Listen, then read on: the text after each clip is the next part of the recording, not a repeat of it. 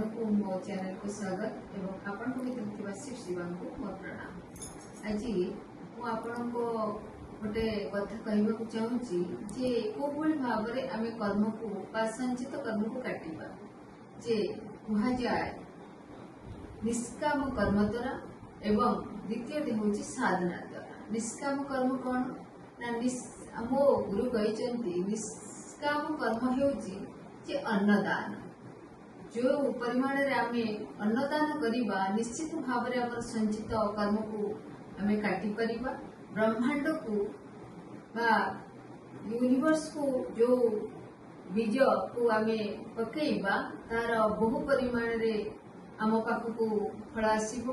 तेणु सेति पे कुआ जाउची जे अन्नदान काहाठारु मागिगिरी अन्नदान दबा द्वारा संचित कर्म कटे नहीं। निज परिश्रम फल बा श्रम करी जो अर्थ उपार्जन करा जाय सेते यदि आमे अन्नदान करिबा सबुठु श्रेष्ठ दान बिधि धरा जाय।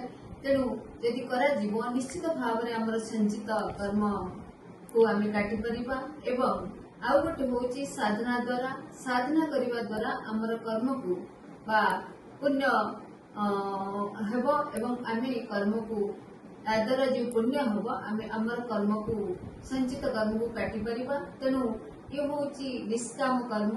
आपण माने एई आकु जीवन व्रत करंतु एवं किछि आपणकर जे श्रमर फल को दान करंतु देखिबे आपणकर कर्म धीरे धीरे कटि जाइथिबो।